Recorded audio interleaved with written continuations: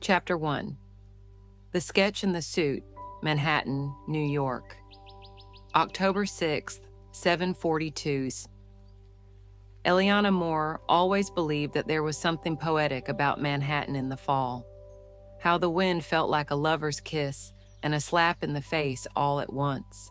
It matched her life perfectly. Chaotic, confusing, and uncomfortably beautiful. She stood in the service hallway of the Van Allen Grand Ballroom, clutching a silver tray with 3 champagne flutes, rehearsing her best fake smile in the reflection of a fire extinguisher glass.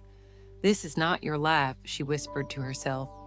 She wasn't supposed to be in a polyester vest and patent leather flats serving drinks to billionaires and their plastic guests.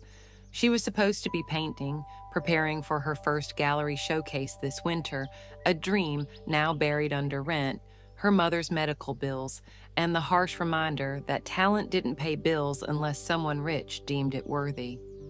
"Eliana," barked her shift supervisor, Maria, "that tray isn't going to carry itself." Eliana nodded, forcing a smile, and walked out into the gala. Glittering chandeliers shimmered like artificial stars overhead. The room echoed with polite laughter and polished lies. Waiters floated like ghosts among the crowd, their white gloves barely brushing against the conversations they served. Eliana, walking quietly through the ballroom, her eyes searching for empty glasses, not faces. She didn't want to see anyone, not really. But then, he caught her eye. A man stood near the east balcony, alone among a crowd, towering, nicely dressed in a tailored black tuxedo that fit like silk armor. His jawline could have been sculpted by Michelangelo. But it wasn't just his looks, it was his stillness. Everyone else fluttered around like moths to crystal. He was the candle, motionless and glowing in the dark. She didn't recognize him, but everyone else did. Their eyes flicked toward him nervously, lips twitching in polite acknowledgement. "Eliana, you're staring," hissed another server, elbowing her.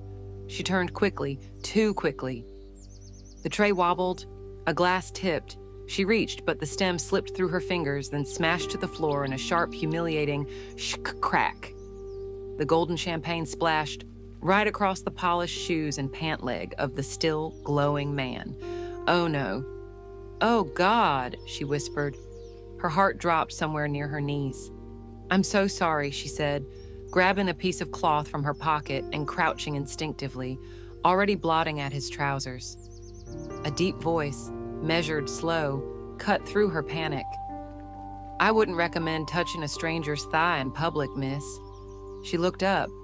He was staring down at her, not with anger, but with something worse, amusement. I didn't mean," she stammered, rising to her feet, mortified. He took the napkin gently from her hand. "Relax. Accidents happen." His eyes were a steel gray, clear and cold, but there was a flicker, just a flicker, of something beneath the ice. "Curiosity?" She stepped back. "I really am sorry, sir." He arched an eyebrow. "Do you know who I am?" Eliana blinked. "Should I?" He smiled, but it wasn't warm. Refreshing. And just like that, he turned around and walked away. In the back hallway, Eliana panting so hard, trying to catch her breath. "Are you trying to get fired?" Maria hissed at her.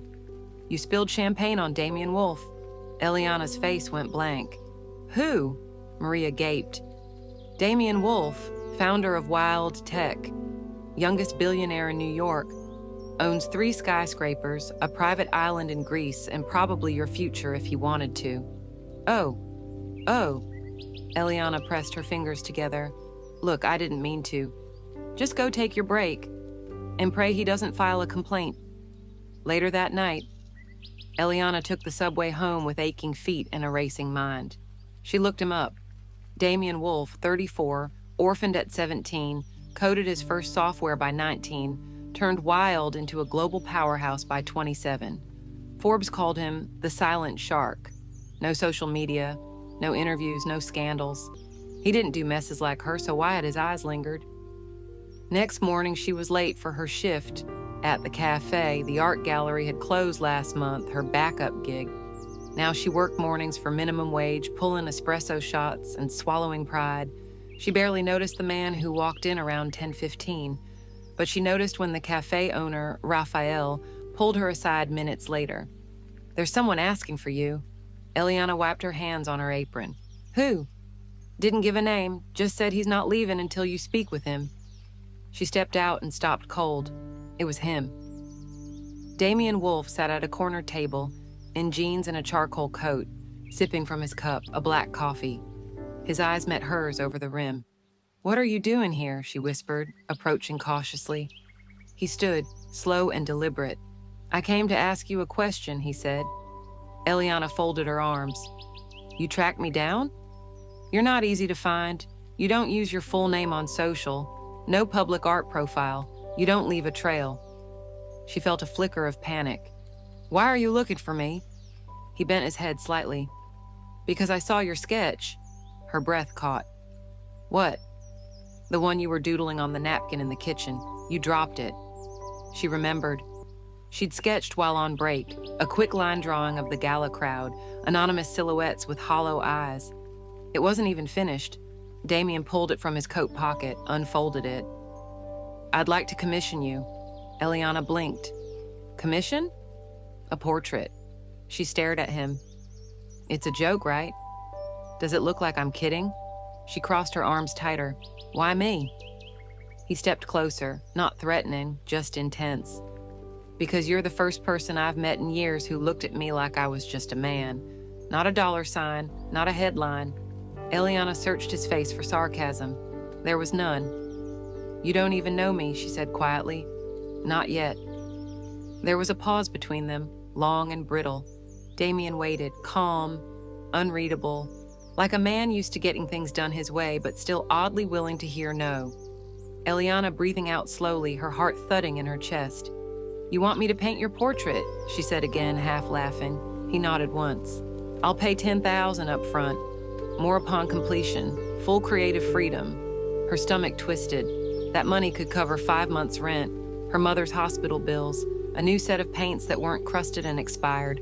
But still. "I don't work for people like you," she said before she could stop herself. His lips quirked. "People like me? Rich, powerful, used to controlling everything, including the people they pay." "I didn't ask you to work for me," he said softly. "I asked you to create something about me. There's a difference." Eliana narrowed her eyes. "You don't even know if I'm good." "I know enough." She stared at him for quite some time. "Why now? Why a portrait?" Damian looked away for the first time. His voice was quieter. "Legacy. People see numbers when they think of me. Buildings, shares, power. I want something human before it all stops mattering." Something about the way he said that last part made her still. It wasn't just a billionaire's whim. There was something buried in that request, something personal and maybe a little desperate. "I still don't trust you," she said finally. "I'm not asking for trust," he replied. "Just your time. 4 sessions. At my penthouse.